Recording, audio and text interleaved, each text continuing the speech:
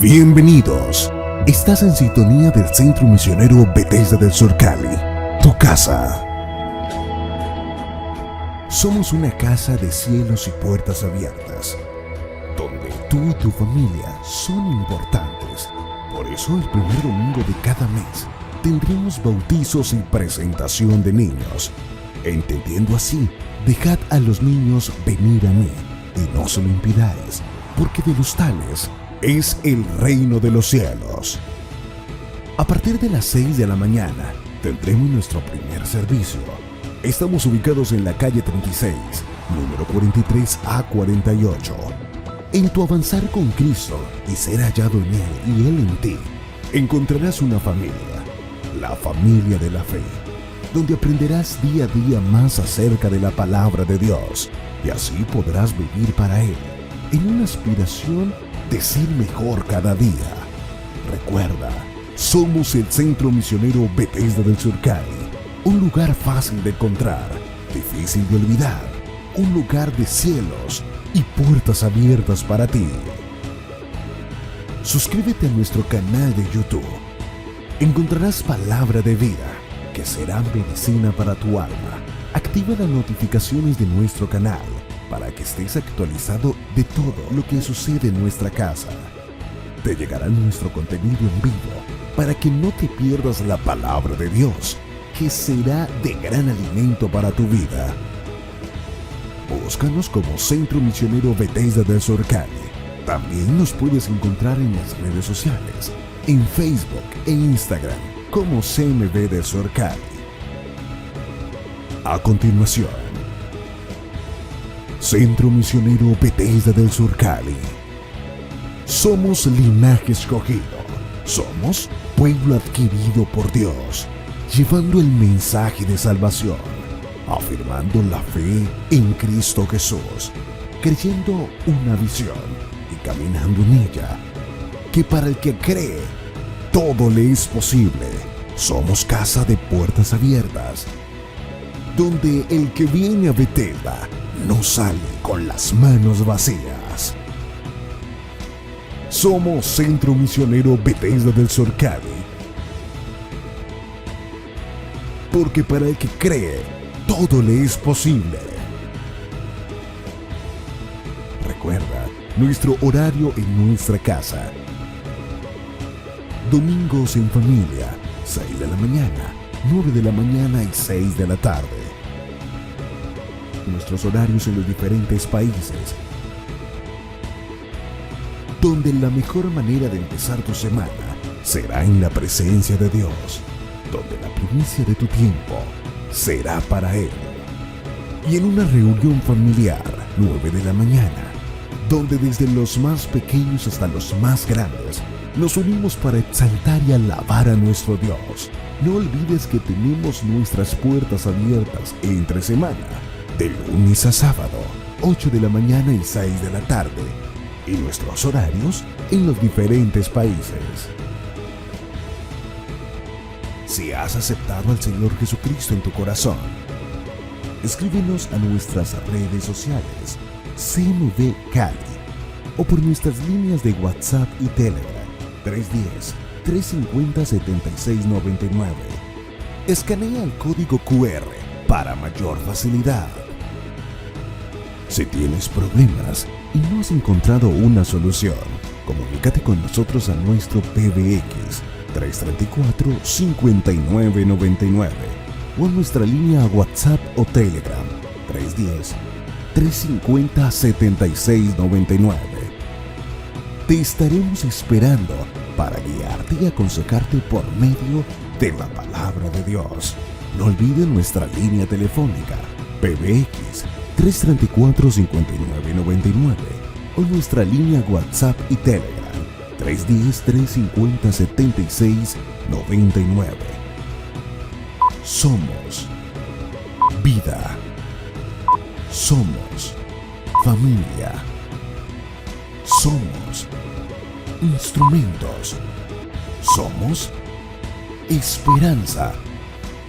Somos CMB Cali, Centro Misionero Bethesda del Sur Cali.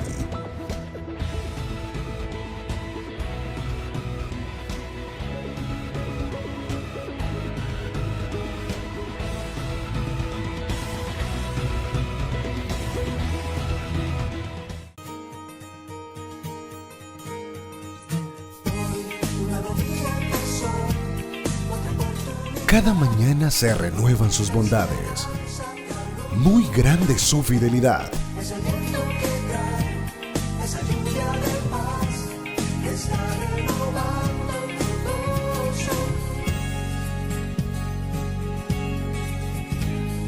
En las mañanas, primero Dios.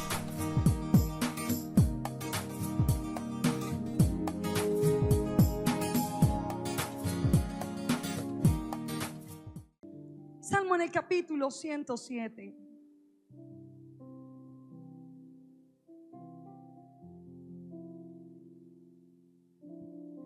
¿Lo tenemos todos? Salmo capítulo 107. Y quiero que usted me acompañe ahí en pie unos minuticos más, por favor. Verso número 20 al verso número 32. ¿Lo tenemos? Amén, amén. Búsquelo. Si usted no tiene una Biblia, levante su manito para que los servidores le puedan tal vez alcanzar una. Si usted no ha encontrado, levante también la manito. Eso, allá nos falta una Biblia. ¿Dónde están los sugieres? ¿Dónde están? Eso, allí levante su manito. Allá atrás, por favor. Atentos todos.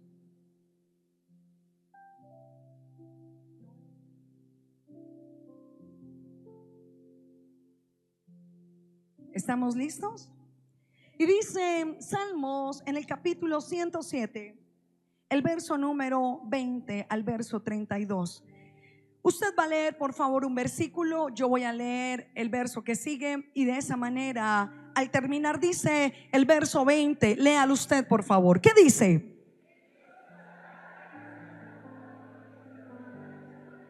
¿Cómo fueron sanos? Dígalo, dígalo. ¿Cómo fueron sanos? Dígale a su vecino: recibimos sanidad a través de la verdad. Y dígale: a la verdad de la palabra, que sí o que no. Y dice: alaben la misericordia de Jehová y sus maravillas para con los hijos de los hombres. Verso 22, léalo por favor. ¿Qué dice?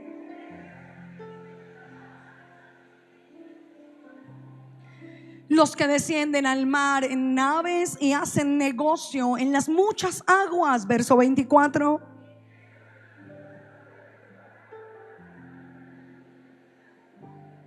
Porque habló e hizo levantar un viento tempestuoso que encrespa sus ondas. Verso 26.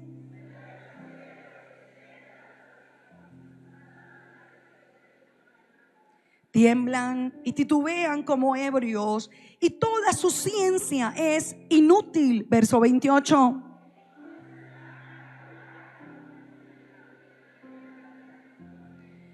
Cambia la tempestad ¿en qué? En sosiego, y se apaciguan sus ondas. Verso 30.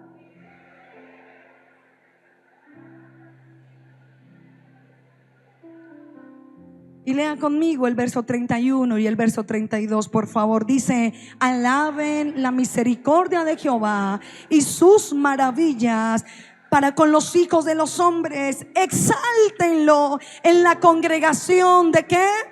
Del pueblo, y en la reunión de ancianos lo alaben. Levante su manito al cielo. Padre, hoy te rogamos que tú nos hables. Habla nuestra vida y habla nuestro corazón. Tu espíritu que escudriña lo profundo tuyo y lo trae a nosotros, revélalo a nosotros.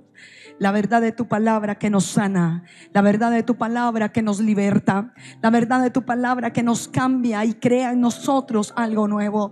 Hoy te rogamos, Señor, que la verdad de tu palabra sea en nosotros. Tú conoces cada oyente, cada televidente, cada persona que está aquí presente. Te rogamos, Señor, aún el suspiro de cada uno de nosotros no te es oculto. Por lo tanto, háblanos en esta mañana. Habla nuestras vidas como tu iglesia que somos, Señor. Habla a nosotros como tus ovejas que somos. Y hoy, Señor, te damos gloria, te damos alabanza y te decimos gracias, Señor, en Cristo Jesús. Amén. ¿Y cuántos decimos amén? Siéntese un momento, por favor. Hablábamos hace 8 días y esta semana en un propósito especial respecto a lo que el apóstol Pablo, hablando de iglesia, hermano, en sus cartas le decía a la iglesia del Señor. ¿Alguien lo recuerda? Escuchar todas las cartas. ¿Y por qué estamos hablando de la iglesia? Díganle a su vecino, díganle, porque uno de los requisitos, díganle, háblele a su vecino. Si no lo conoce, no importa, háblele. Dígale, uno de los requisitos para una verdadera restitución, dígale, es congregarse, andar y caminar en unidad. ¿Que sí o que no? El Señor le habla allá en el libro de Joel y les dice: congreguen, reúnan, junten. Y hoy quiero que usted y yo ondemos un poco. ¿Para qué nos reunimos? ¿Por qué, hermano? ¿Por qué no puedo quedarme yo en mi casa, tal vez viendo allí, escuchando la radio? ¿Por qué nos reunimos? ¿Para qué nos reunimos en realidad? Si la Biblia habla y les dice: congreguen, reúnan, junten. De hecho dice: salga el novio y la novia, salgan de su lugar nupcial y congréguense. ¿Por qué? Reúnanse. ¿Por qué? Júntense. ¿Por qué? Entonces encuentro en el Salmo 107, en el verso número 20 comienza y hay una descripción de esa grandeza del Señor, y toma a las personas que navegan en el mar y los coloca como referente, diciendo que ellos han visto las maravillas de Dios. Y los coloca como referente el salmista diciendo: ellos saben, ellos han visto cuando la mar se levanta, y ellos han visto el milagro de Dios cuando se sosiega. Ellos han visto cosas que nadie imaginaría, ¿verdad? Que tal vez usted y yo, que tal vez vamos al mar de vacaciones o de paseo, pero no es nuestro trabajo, no conocemos. Y dice en el verso número 32, terminando en su resumen, y dice: ellos se alegran, verso 30, porque se apaciguaron, así los guía al puerto que deseaban. Y dice el 31: alaben la misericordia de Jehová y sus maravillas para con los hijos de los hombres. El verso 32 dice: exáltenlo en la congregación del ¿qué? ¿Por qué nos congregamos? ¿Por qué nos reunimos? ¿Por qué no me quedo en mi casa? ¿Por qué? ¿Por qué nos reunimos todos un día como hoy, donde los grandes, los pequeños, los niños, los bebés, todos asistimos a un lugar como este con un propósito? Y dice en la escritura, y está en el verso 32, dice: exáltenlo en la congregación del pueblo. La Biblia entonces nos cuenta y nos relata que una vez que el Señor saca al pueblo de Egipto, una vez que cruzan el Mar Rojo, una vez que toman el agua de Mara y experimentan el maná, ellos, recordemos un poco, estaban allí, hermano, llegan a Egipto. Pero ¿alguien recuerda por qué llegan a Egipto? ¿Cómo es que aparecen en Egipto el pueblo de Dios? ¿Alguien lo recuerda? ¿Por qué? ¿Por qué? ¿Usted recuerda a un hombre llamado José? ¿Sí? ¿Y qué pasó con José? Fue vendido por sus hermanos, y al ser vendido por sus hermanos llega allí a ese lugar, y después de pasar un proceso, hermano, donde este es tema de otra enseñanza, de las vestiduras, ¿verdad? De colores, de su túnica de colores, pasa a ser, y su vestido de túnicas pasa a ser esclavo. Pero después de su túnica de esclavo pasa a ser preso. Y dígale a su vecino: eso se llama proceso. Oiga, me salió en verso, en rima, ¿no? De la túnica de colores pasa a un vestido de esclavo, y del vestido de esclavo pasa al vestido de preso. Y después del vestido de preso, porque no se queda allí, pasa, hermano, sencillamente a un vestido real, porque ahora es el gobernador de esa ciudad. Y es allí donde llega, hermano, 7 años, donde el faraón tiene un sueño, ¿lo recuerda? Y teniendo un sueño, entonces llega el hambre, y llegando el hambre, entonces llegan sus hermanos. Y entonces posteriormente, después de esa enseñanza tan tremenda, llegan sus hermanos. Ellos saben finalmente quién es José, manda por su padre, llegan allí. El pueblo, hermano, le dan, como era pastor, eran pastores de ovejas. La Biblia enseña y la historia enseña que a los egipcios no les gustaban los pastores de ovejas. Es por eso que al mundo, el cristiano, ¿usted es cristiano? Ay, no, lo perdimos, ¿cierto? ¿A alguien le han dicho así? ¿Usted es cristiano? Ay, no, lo perdimos. La Biblia enseña que de la misma manera pasó con el pueblo de Israel. Pero resulta que muere aquel faraón. Y muriendo aquel faraón, el pueblo comienza a multiplicarse. Díganle a su vecino: el pueblo de Dios tenemos una gran bendición, y es que nos vamos multiplicando. ¿Que sí o que no? Claro, veíamos esta mañana, hermano, dice la escritura y habla la palabra del Señor. De hecho, una de los beneficios, o una de las cosas al escuchar la voz de Dios, es que Deuteronomio me dice: si escuchas la voz de Dios, la bendición vendrá sobre ti y la bendición te alcanzará. ¿Que sí o que no? Por eso el pueblo de Dios, que sabe escuchar a su Dios, siempre tendrá bendición. Oiga, hoy me están saliendo en rima muchas. Me parezco a mi mamá. Ella le encanta la poesía. Entonces llega un momento donde ese faraón muere y se levanta uno que no conocía la historia, que no conocía, hermano. Entonces posteriormente, claro, ya ha muerto también José, ya ha muerto el padre de José, y comienza a crecer ese pueblo. Pero le pregunto, y hago un paréntesis aquí: ¿por qué comienza a crecer ese pueblo? ¿Alguien sabe? Bueno, dígale a su vecino: por la promesa que Dios había dado a Abraham. ¿Que sí o que no? Entonces, creciendo ese pueblo, el que se levanta dice: oiga, cuidado, no vaya y sea que un día esta gente se nos rebele y esta gente entonces nos volvamos nosotros sus esclavos. Y es allí donde comienzan a colocarle capataces que los hieren con su trabajo, con sus cargas. Y es allí donde el creyente dice: oiga, yo comencé a asistir a la iglesia, estoy allí en la congregación, pero ya no me queda tiempo. Mi trabajo es una estrategia del enemigo. El enemigo, hermano, estará interesado en que tú no tengas el tiempo de llenarte de mucho trabajo, para que no tengas tiempo de adorar al Señor.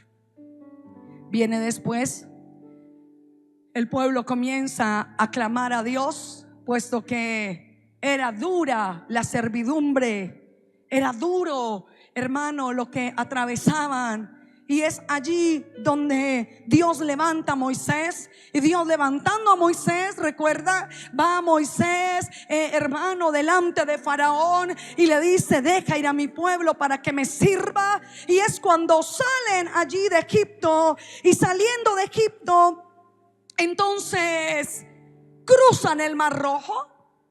Una vez que cruzan el Mar Rojo, encuentran, hermano, el pueblo tiene sed, y allí hay un estanque de aguas amargas, y resulta que hay un milagro sobrenatural y las aguas se vuelven bebibles y se llama Mara. Experimentan el maná, porque después entonces no solo tenían sed, sino ahora tienen hambre. Y entonces Dios envía el maná del cielo, aun cuando ellos, acostumbrados a recibir el pan de la tierra, y le dicen: pero ¿qué es esto? Y por eso lo llaman maná. Maná es esto tan insignificante. Eso es maná. Una vez que experimentan el maná, Dios manda a Moisés, escúcheme esto, Dios manda a Moisés que haga un lugar llamado tabernáculo. Repita conmigo, diga por favor, tabernáculo. Donde Dios le dice a Moisés y le dice: vas a hacer un tabernáculo en su original morada, en su original tienda. Y le dice a Moisés: vas a hacer un tabernáculo. Y es así como Dios le dice a Moisés cómo debe hacerlo. Y así se establece el tabernáculo. Acompáñenme entonces, Éxodo capítulo 25. ¿Por qué nos congregamos? Éxodo capítulo 25. ¿Lo tiene conmigo? Verso número 9 dice en la escritura. Bueno, dice el verso 8, por favor, leámoslo juntos. Dice: y harán un santuario para mí, y habitaré en medio de ellos. Y el verso 9, léalo usted por favor. ¿Qué dice ese verso 9? Conforme a todo lo que yo te muestre, el diseño del tabernáculo, el diseño de todos sus utensilios, así que lo haréis. Y dice, posteriormente encontramos allí, hermano, cómo hacen el tabernáculo, teniendo un significado maravilloso, hermano, para usted y para mí ahora, nosotros como tabernáculo del Señor. Pero miremos esto, dice Levítico, acompáñeme por favor, capítulo número 8. Levítico 8.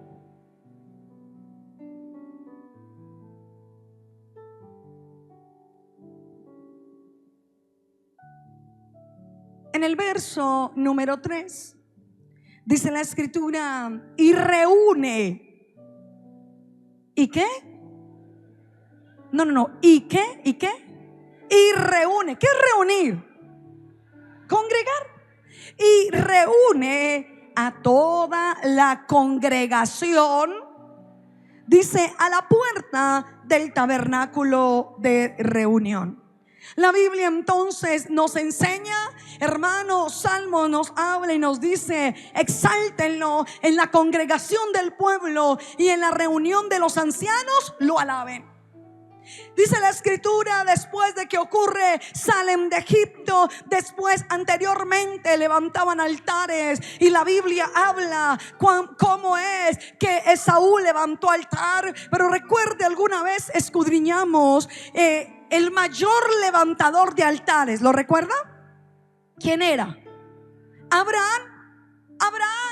Levantaban altares una vez, hermano, que Abraham tiene Isaac a Jacob y Jacob a 2 hijos. ¿Lo recuerda? ¿Cuáles eran los 2 hijos? ¿Cómo que lo recuerda y no sabe quiénes son? ¿Quién? ¿Cómo que Isaac? Dios mío, a todos los voy a volver a discipulado. Viene Abraham, luego Isaac, luego Jacob. Y Jacob tiene 2. ¿Cuáles son? Esaú y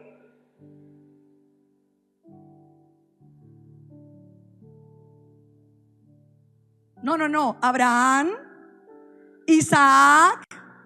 Y Isaac tiene ¿a quién? A 2. Está Esaú y Jacob. Y Jacob tiene a 12.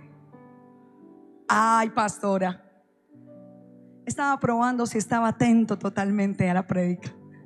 Y es así donde los 12 llegan a Egipto, hermano, y estando allí, todo lo que le he relatado hasta este momento, el Señor manda y le dice a Moisés: Moisés, levanta un tabernáculo donde yo voy a morar.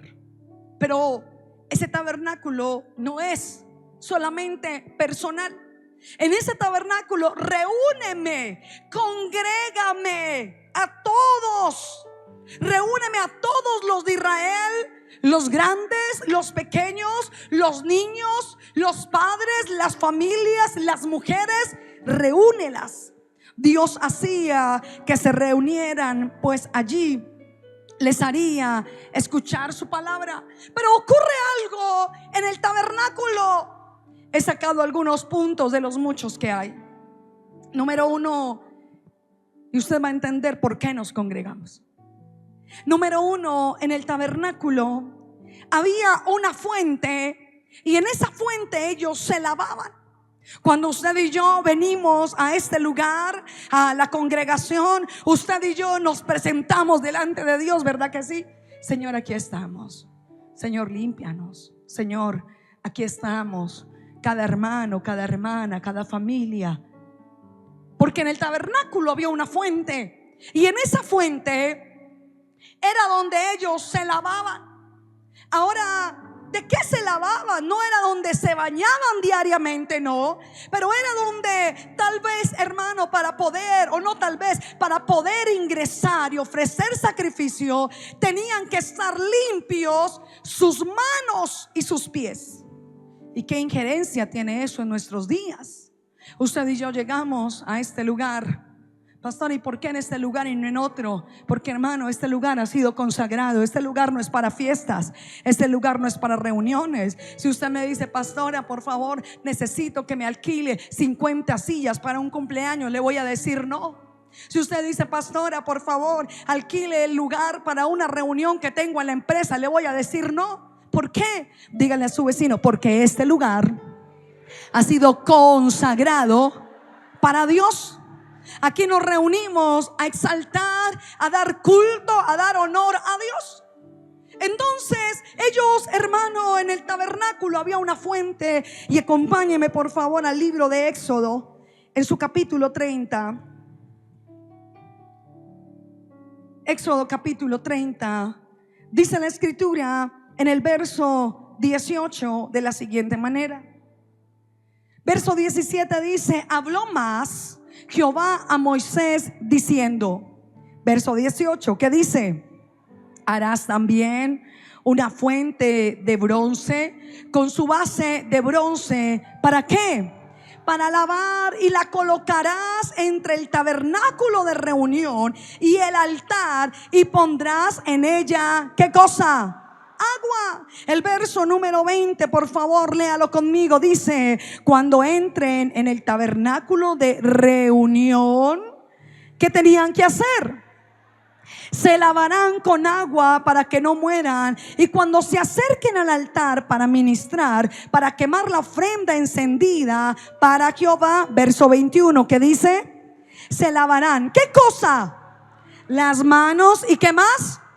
Las manos habla de mi quehacer. La Biblia habla y dice: ¿quién subirá al monte de Jehová? ¿Quién estará en su lugar santo? Y dice: el limpio de manos.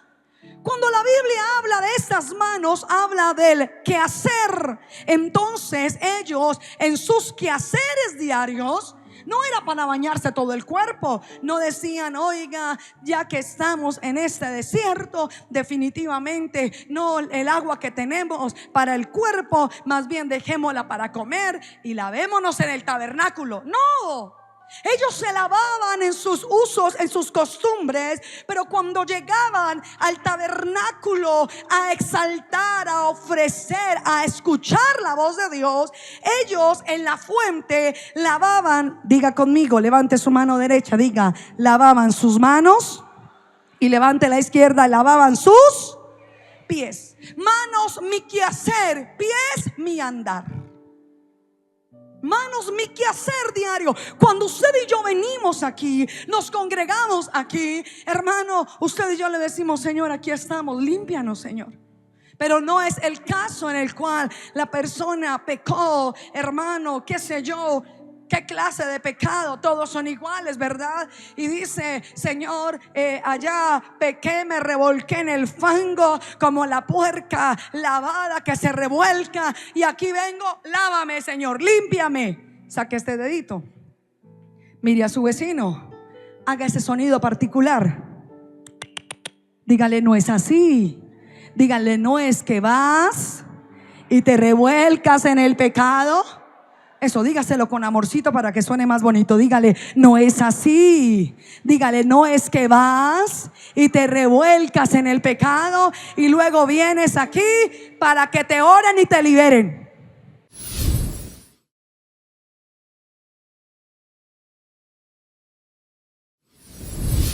Lea por favor el versículo número 1. ¿Qué dice la Biblia? A ver, léalo duro otra vez, verso número 1. ¿Qué dice? Te encarezco delante de Dios y del Señor Jesucristo, que juzgará a los vivos y a quienes más en su manifestación y en su reino, que prediques la palabra, que instes, ¿cuándo? Redarguye, reprende, exhorta con toda paciencia. ¿Y qué más?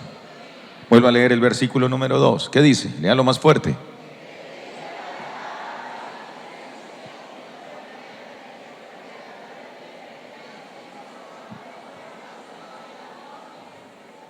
Porque vendrá tiempo cuando no sufrirán la sana doctrina, sino que teniendo comezón de oír se amontonarán maestros conforme a sus propias concupiscencias. ¿Cuál es el objetivo? Verso 4. Y apartarán de la verdad el oído y se volverán ¿a qué? Ese es el objetivo, apartarse de la verdad. Cuando empezamos a ver aquí, la Biblia nos enseña sobre dos puntos muy claros, muy importantes, que no podemos desconocer nosotros como pueblo de Dios. Tenemos dos cosas importantes, y es la doctrina y también las fábulas. Son dos cosas que siempre vamos a ver nosotros aquí enfatizadas. Esta semana estuvimos ahondando un poco sobre esto, pero es necesario entender muchas cosas más. ¿Por qué? Porque el apóstol Pablo y aún Pedro se ocupan de este punto tan importante que son las fábulas. De por sí, en algún momento el apóstol dice fábulas de viejas. ¿Por qué habla de viejas? Porque se convierten en los mitos y leyendas que la gente le gusta perseguir. Comienzan a vivir bajo algo que se llaman paradigmas. Y los paradigmas es algo que alguien experimentó algún día, le pasó, o de pronto lo escuchó y lo convierte básicamente en una doctrina, en lo que ella predica, en lo que él predica y en lo que él habla. Por eso hay que hacer una gran diferencia entre lo que es la doctrina bíblica y lo que es una fábula. Para los que no han estado esta semana, es importante que entiendan esto y se los voy a repetir ahora para que quede usted, hermano, con el conocimiento completo. Debemos entender entonces que la fábula tiene, hermano, una moraleja. ¿Qué tiene una fábula? Dígale que tiene al lado. La fábula tiene. Y la fábula es considerado también un estilo literario. Cuando nosotros tenemos ese estilo literario que es la fábula, ¿verdad? ¿La vamos a encontrar en la Biblia? Sí, la vamos a encontrar. Tal vez allí en el libro de los Reyes y en alguno de Crónicas, cuando la Escritura habla de temas como que el olivo le dijo al pino y le dijo al otro, y comienzan a hablar de esa manera, tratando de mostrarle a un pueblo su error. ¿Por qué? Porque ellos mismos no habían considerado sus propios errores, y el Señor, a través de este estilo literario que es la fábula, trata de volverlos, hermano, a ese camino y a esa senda. Sin embargo, nosotros no podemos asumir la Biblia, la palabra de Dios, como una fábula. ¿Por qué? Se lo voy a explicar de esta manera. Cuando usted escucha una fábula, cualquiera que sea, siempre la fábula va a tener ¿una qué? Una moraleja. También existe otro estilo literario que es el cuento. El cuento no deja moraleja, simplemente es algo recreativo, algo que la gente lo escucha y dice, tan divertido eso que me contó, pero no le deja, hermano, una moraleja. La fábula puede ser ficticia, puede ser real, puede ser de lo que sea, pero el asunto es que siempre deja una moraleja. El problema no es la moraleja, el problema es que el oyente, el que recibe esa fábula, es el que va a determinar cuál es la moraleja. Por eso cuando uno estaba en la escuela, en el colegio, le leían a uno, hermano, la fábula, cualquiera que fuera, y le preguntaban, ¿y qué te enseñó? ¿Qué aprendiste? Y cada uno le estaba dando a esa fábula una moraleja. A mí me enseñó tal cosa. Yo les puse, por ejemplo, esta semana algo como el rin rin renacuajo. ¿Sí lo han leído, verdad? ¿Sí lo han leído? Levanten la mano los que han leído, escuchado o hasta lo recitaron. Bien. Entonces siempre nos deja una moraleja. ¿Cuál es la moraleja? Entonces por lo general es hay que hacerle caso al papá o a la mamá, en este caso la mamá ranita, ¿sí o no? Otros dirán es que lo que pasa es que usted no tenga amigos ratas porque lo llevan donde doña ratona, una cosa así por el estilo. Otros dirán no se ponga a emborracharse tanto porque en la fiesta le caen los gatos, le cae la policía o algo así por el estilo. Cada uno tendrá, hermano, una visión diferente y una sensación, ¿verdad?, de moraleja o algo moral que deja esa fábula. Hasta ahí bien, no hay problema, está bien. Pero el asunto es que cuando yo asumo la Biblia desde el punto de vista de una fábula, estoy perdiendo el sentido de la Biblia. Porque la Biblia no es para que tú le des tu interpretación, como ha sucedido durante mucho tiempo, donde a la gente la ponen a leer la palabra y le dice: ¿y usted qué entiende? Lo que usted entienda, póngalo allí. Y muchas veces la gente entiende cosas raras. Recuerdo una vez uno de los pastores que se iba a ir de la misión y me dijo: pastor, es que el Señor me dio una palabra. Y le dije: ¿cuál palabra le dio? Y entonces me dice: es que el Señor me dice que me pondría otro nombre. Escuche. Y le digo yo: y bueno, ¿y entonces qué le dijo el Señor? Él le da su propia interpretación, su propia moraleja. ¿Su propia qué? Y dándole su propia moraleja, el hombre llega y me dice: pues pastor, lo que yo entiendo allí es que el Señor me está diciendo que me vaya de la misión y que le ponga otro nombre a la iglesia que voy a montar. Cuando leemos el contexto de lo que él está diciendo que es así, dice otra cosa totalmente diferente. Pero ¿cuál es el problema? ¿Cuál es el inconveniente real? El inconveniente es tomar la Biblia como una fábula y darle la interpretación propia, privada. Y es donde empezamos a entender que la doctrina no es para darle la interpretación que usted cree. Usted no lee la Biblia y usted dice: a mí me parece que Dios dice allí, porque si no usted entró en una fábula.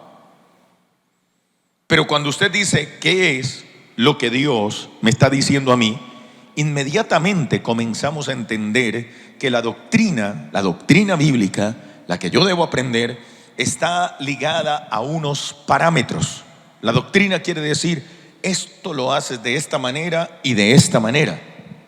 Cuando la Escritura comienza a enseñarnos a nosotros sobre buscar primeramente, ¿qué cosa? ¿Y qué más? Pregúntele al del lado, dígale: ¿y dónde buscas el reino de Dios? ¿Dónde buscas la justicia? Dígale. Pregúntele al del lado, ¿cómo es? Usted no le dijo a nadie. Dígale. Venga, le dice a todos: présteme un micrófono. Dígale al del lado, ¿cómo le va a decir? ¿Dónde busco qué? O para el colegio, si no, pase al frente. Entonces, cuando yo empiezo a entender que debo buscar el reino, pues tengo que saber dónde lo busco. Porque si yo le digo en este momento: vaya, busque el reino, y usted dice: ¿por dónde empiezo? No sabe para dónde. Por eso el Señor nos deja su palabra, la palabra de Él, para que yo encuentre a través de la palabra de Dios. ¿Qué voy a encontrar? ¿Qué voy a encontrar? Dígale que tiene al lado: el reino de Dios. ¿Qué voy a encontrar? Bien. Y a través de esa palabra también voy a encontrar algo que se llama, ¿qué cosa? Justicia. Así que cuando yo tomo la Biblia y la empiezo a darle mi interpretación, inmediatamente la justicia de Dios no se te revela, no está para ti. Porque le empezamos a dar, hermano, el entendimiento que nosotros nos parece. No, yo creo que ahí el Señor debió haber dicho eso. Esto sirve para que mucha gente tome, hermano, la Escritura y la vuelva una herejía. Es que lo que pasa, dicen algunos, es que Pedro bautizó en el nombre de Jesús. Pero no están entendiendo. ¿Qué no entienden? No entienden lo que el autor de la Biblia está diciendo con que Pedro haya bautizado en nombre de Jesús. Pero ¿quién es el autor? Bueno, ya lo vamos a ver más adelante y lo vamos a entender. Porque no es que Pedro haya escrito, ni tampoco que Pablo, ni que ninguno, hermano, por su propia naturaleza haya comenzado a escribir y diciendo: es que a mí me parece. No, no es así. La Biblia no es una cuestión de pensamiento humano ni de otra manera. Pero aquí la Escritura nos dice que va a venir un tiempo donde a la gente no le va a gustar la sana doctrina. Entonces, ¿qué le gusta? Le gustan aquellas cosas que se adecúen a su gusto y a su moral. Así que la Biblia se les convierte en una moraleja. ¿En qué? Ay, que el Señor me hable sobre prosperidad. Y sí, el texto habló de prosperidad. Pero espera un momento, tienes que dejar de pecar. Uy, no, ya eso no me gusta, dice la persona. Es que eres un fornicario. No, pero es que ¿quién se aguanta una vida así? Eres un adúltero. Pero ¿quién era el que soportaba a esa mujer así? O ese hombre. Eres morboso. Tienes en tu pensamiento pecado todavía. Aquí hay que llamarlo con claridad lo que está pasando. Si usted no lo identifica, entonces ¿quién? Cada uno de nosotros debe tener una capacidad moral donde identifica el error, el pecado o lo que está cometiendo a la luz de la palabra. Cuando eso no sucede, lo que está realmente pasando en la persona es que se acostumbró a tener una Biblia que le hable de prosperidad y busca textos de prosperidad. Seguro que usted debe tener muchos por allá subrayados. Yo los tenía y los tengo todavía, donde miro y digo, uy, sí, ahí dice el Señor que voy a tener bendición en abundancia.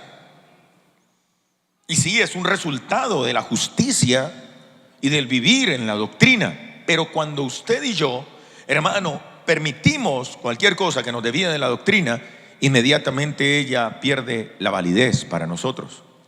Es verdad que Dios dice que te va a bendecir en el campo, en la ciudad, en todo lugar. Pero también es verdad que la Biblia dice que debes andar dentro de los parámetros de Dios. ¿Que sí o que no? Bien, ¿andas en ellos? Sí, yo ando en ellos. ¡Qué bien! Ahora lo que sigue al andar en esos parámetros es obedecer, hermano, a la palabra de Dios. Porque de lo contrario, entonces la persona, ¿qué está haciendo? Su propia justicia. Veámoslo de esta manera. El hombre que toma a otra mujer y dice, pero yo la verdad tengo derecho a vivir feliz. Pero es que la justicia de Dios dice, amigo, tú hiciste un compromiso de por vida con esta mujer con la que te casaste. Sí, pero es que ella se fue y está con otro hombre. Eso fue ella. ¿Y tú? Mire cómo es la situación.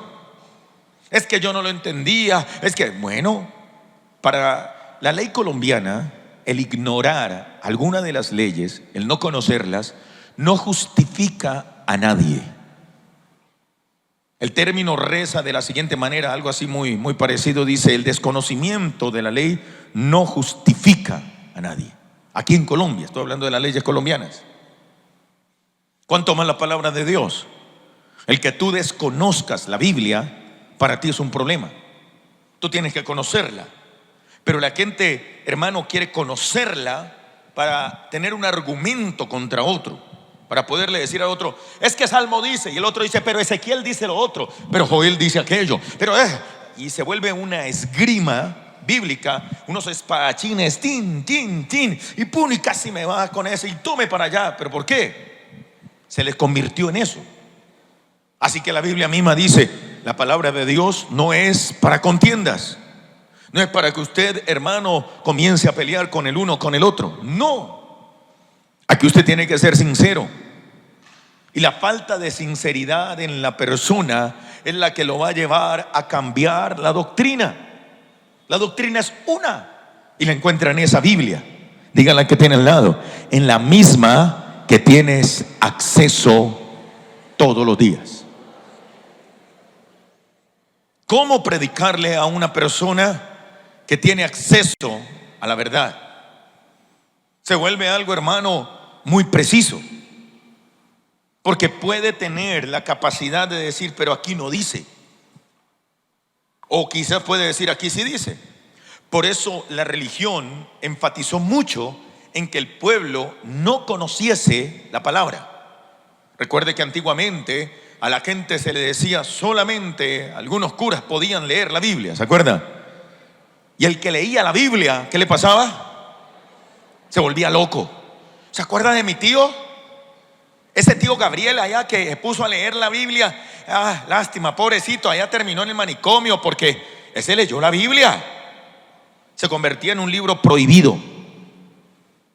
Quizás, hermano, el culto se celebraba bajo un idioma que a veces nadie conocía. Salía el Señor y decía Filii Pater Noster, y todos decían amén, pero no sabían ni por qué.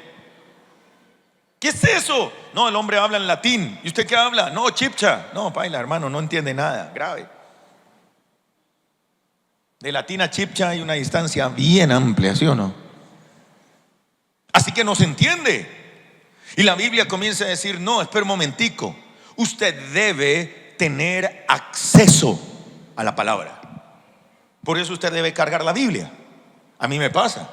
Yo cuando a veces, hermano, utilizo las herramientas tecnológicas como una tablet o un computador para accesar a la Biblia, no es lo mismo cuando uno la tiene grabada en la cabeza. ¿Cómo la graba uno? Cuando la tiene, hermano, allí un libro literal, hermano, que uno pasa las hojas y dice, aquí lo subrayé. Porque la cabeza de cada uno de nosotros tiene esa capacidad de tomar miles y cientos de fotografías para recordar las cosas. Pero cuando yo no lo hago de esa manera, no, en el celular está, espere. Sí, bueno para leerlo, pero para recordarlo, no. Cuando yo voy entonces al original, tengo que entender varias cosas. Dentro de ellas está que usted y yo tenemos, hermano, un acceso a la Escritura, a la Biblia. Si usted no la lee, usted, hermano, se convierte en una persona culpable de no haber leído la palabra. Cuando la Escritura nos habla a nosotros de un rico que va al infierno, él inmediatamente le dice, Señor, Padre Abraham, dice la parábola, Padre Abraham, permíteme irle a predicar a los míos, no sea que vengan a este lugar. Y él le responde, le dice, a Moisés tienen, ellos van a leer de allá, tienen a los profetas. ¿Cómo así? Sí, tienen acceso, hermano, cuando dice a Moisés, a la ley. Usted tiene acceso a la Biblia, que sí o que no. Allí va a encontrar usted la doctrina. Cuando usted encuentra la doctrina no te lleva a decir, a ver, ¿usted qué piensa? ¿Usted qué opina? Imagínese la ley colombiana. ¿Usted qué opina de que ese que se robó la panadería? Recuerde que cuando hubo bloqueos aquí en Cali, protestas, unos tipos por allá llegaron, hermano, y se robaron una panadería. ¿Sí lo recuerda? Aquí en Cali. El man dijo, pues yo qué les hice, mire, no, me volvió la panadería. Y todo el mundo dijo, no, yo le voy a sembrar, bueno, no a sembrar, le voy a dar, ¿verdad? Una colaboración de 10 bolsas de leche, el otro huevos, el otro pan. No, yo le arreglo la vitrina. Y entre todos organizaron el asunto. Qué vergüenza para muchos haber, hermano, saqueado la famosa panadería. ¿A qué voy? Aquí necesitamos nosotros entender unas reglas importantes. Mire que el que le dijeron rompa la vitrina, cómase los panes, saque todo, saque, él dijo, para mí tenía hambre. ¿Válido? ¿Sí o no? Sí, tenía hambre. Pero no es válido para la justicia el que la persona tenga que ir a robar para calmar su hambre. Lo encontraron como ladrón. Ahí le echaron mano a los que encontraron y bueno, y con tanta cámara que hoy en día en todos lados, ahí los identificaron y venga, paguen.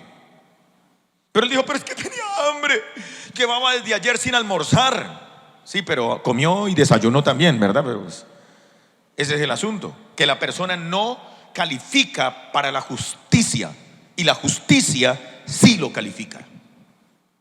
¿Qué le dice? Ladrón, vándalo.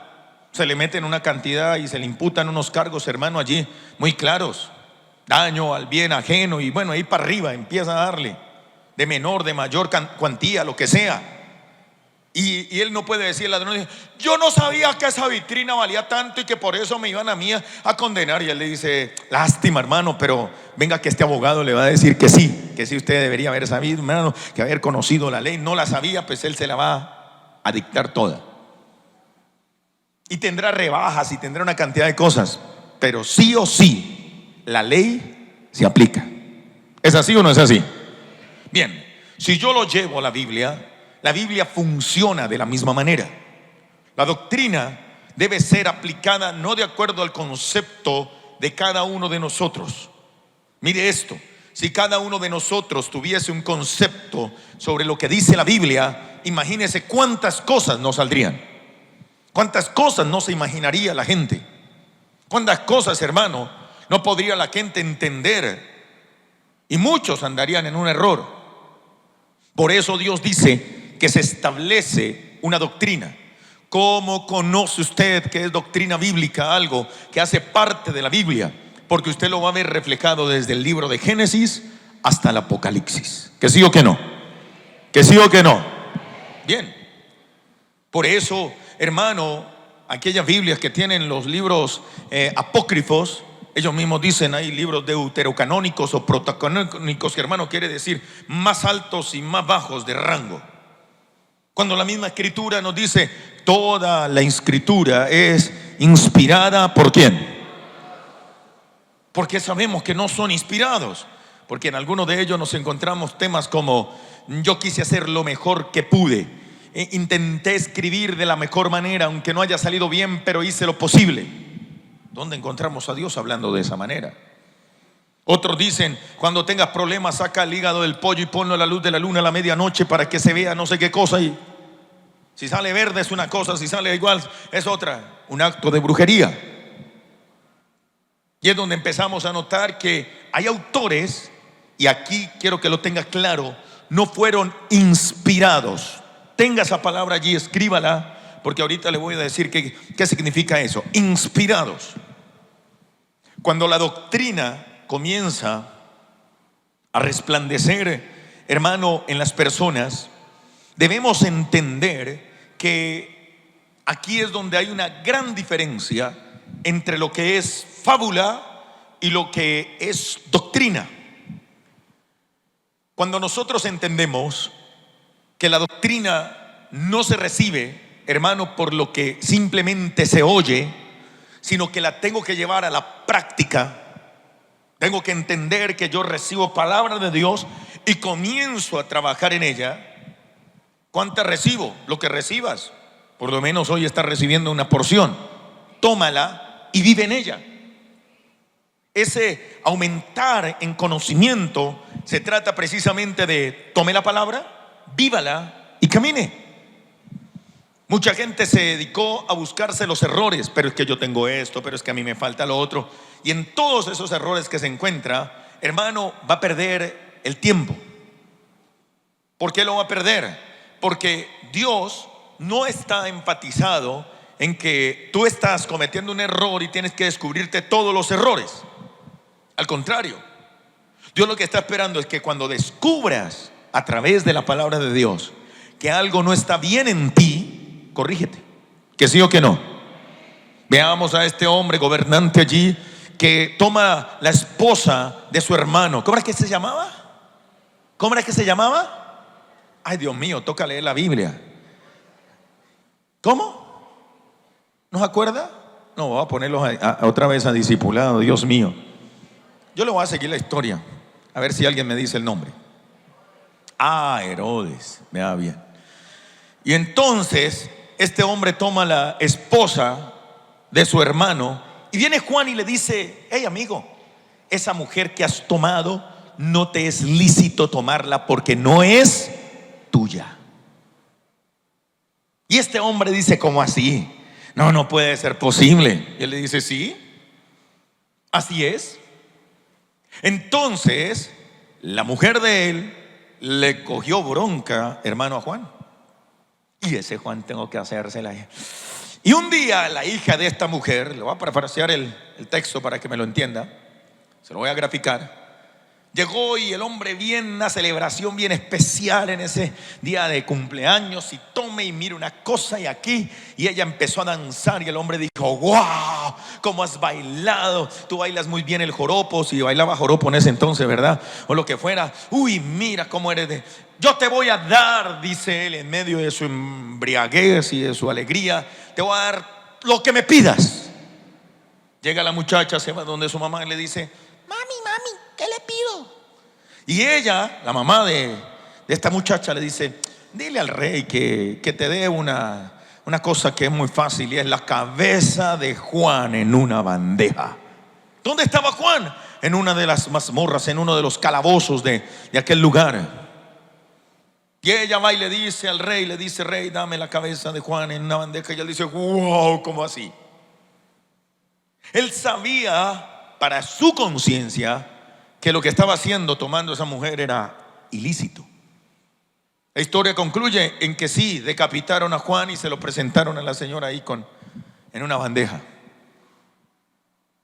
Pensar que la doctrina es cuestión de personas es un error.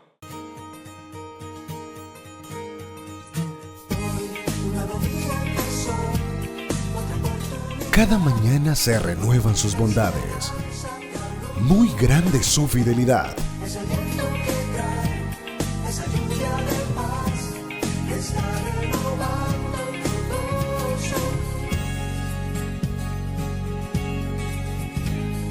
En las mañanas, primero Dios.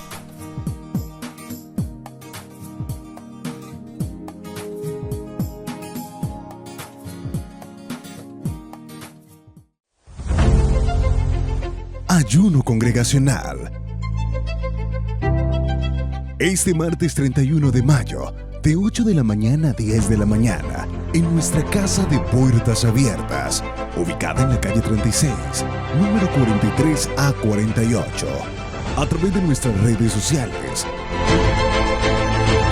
Búscanos como CNB del Sur Cali. Te esperamos. Ven con toda tu familia. Centro Misionero Bethesda del Sur Cali. Para el que cree, todo le es posible.